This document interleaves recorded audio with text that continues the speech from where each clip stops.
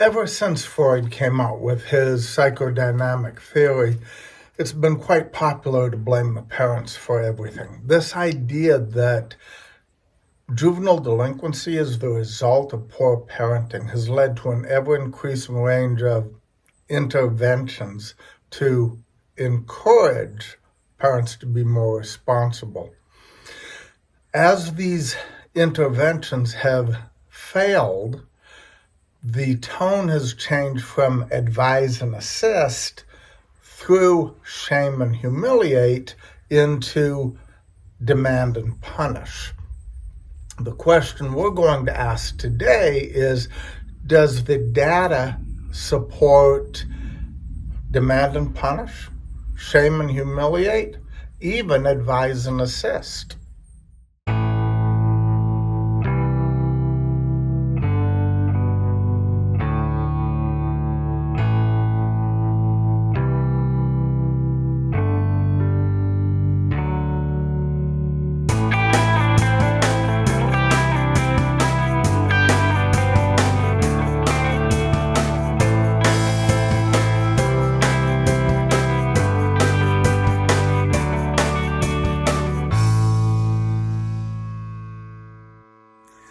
Since the early 2000s, we've seen parents subjected to mandatory parenting contracts between them and social agencies, compulsory parenting training, both of which, by the way, can become criminal offenses if the child continues to act out.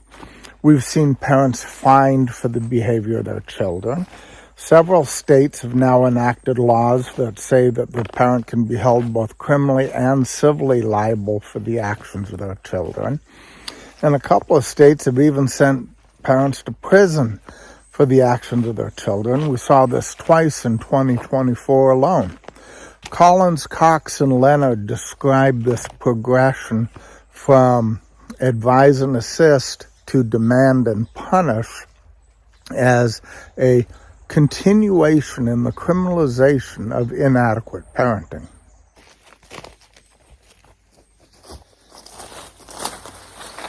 The idea behind these type of interventions is that they serve three purposes.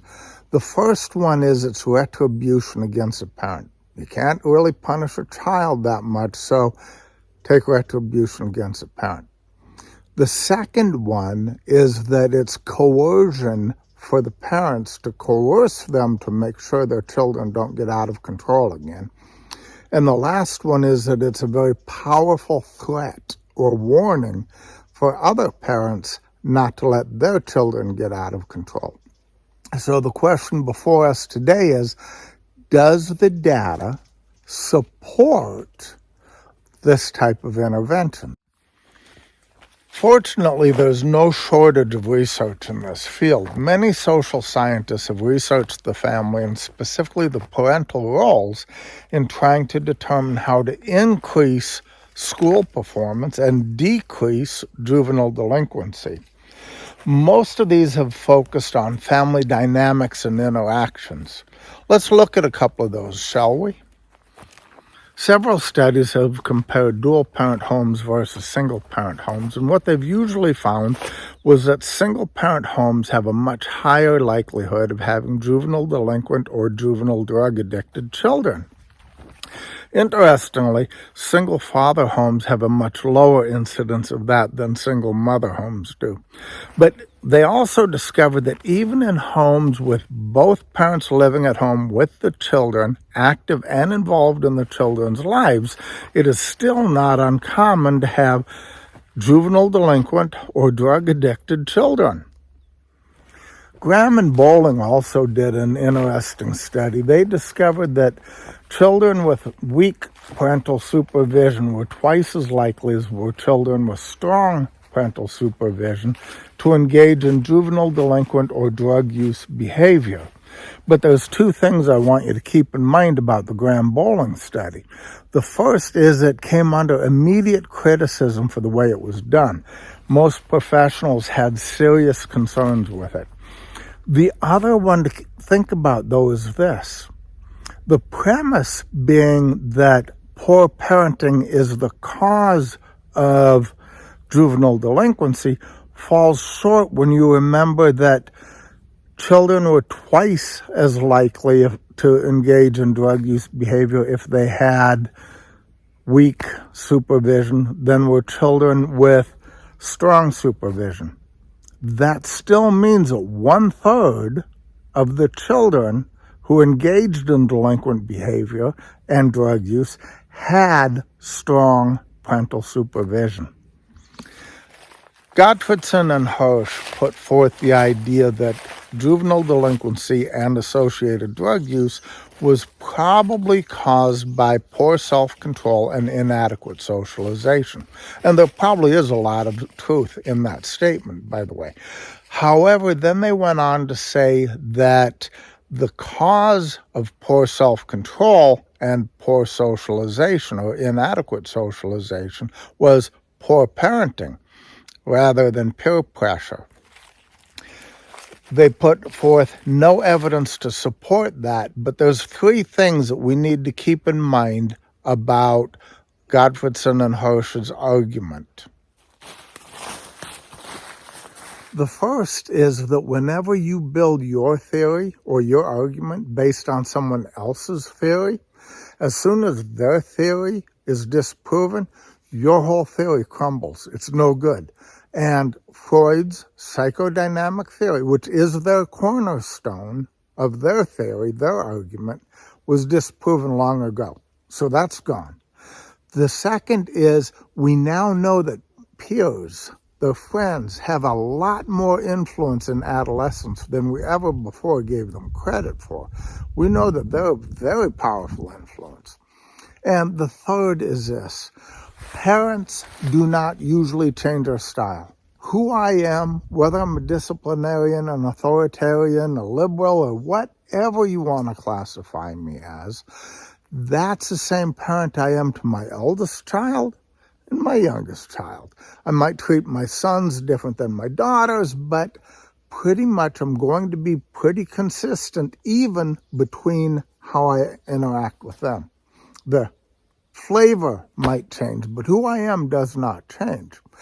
If their theory was correct, then we would expect to see a much higher incidence of families where all of the children are addicted. And that does happen, but not nearly as often as we would expect. The vast majority of the cases show clearly one child becomes addicted, the others do not.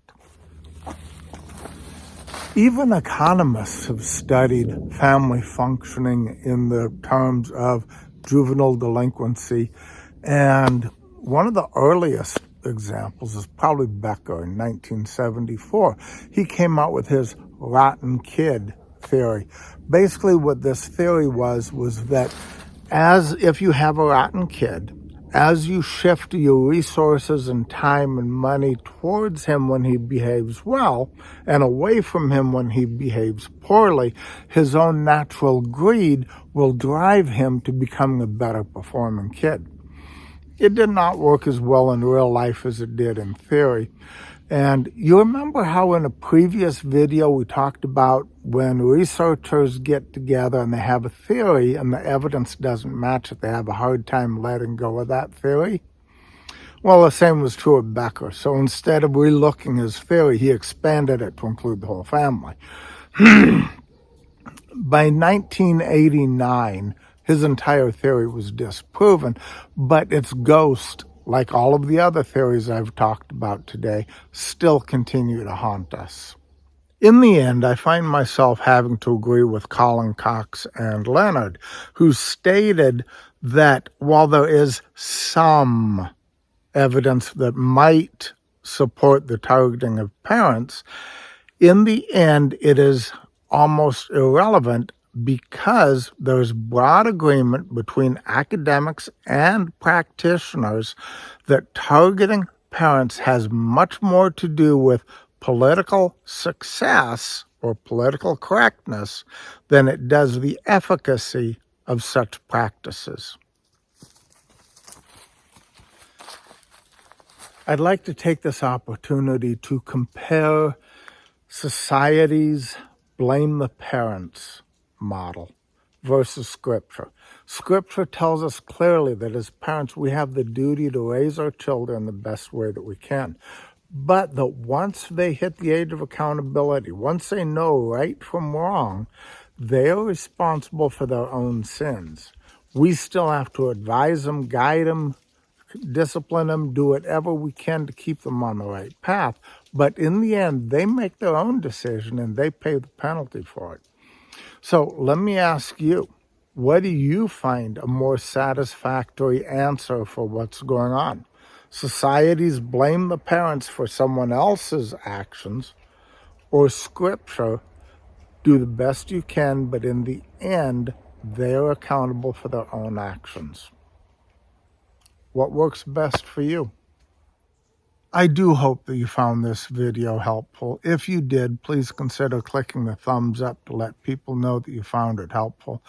If you did, you might enjoy some of the other videos that we have as well. My next recommended one for you should be in a box right about here at the end of this video. You can also subscribe if you found several of these helpful. You can subscribe in this circle right here with the angel's wings. If you have more questions than I can hope to answer in short videos, please consider referring to the books. I can answer much more detail in there than I can in a video. You can also look at my author's website. And finally, you can email me. I promise I will respond. I do again hope that you found this helpful. God bless. Come on, Apollo.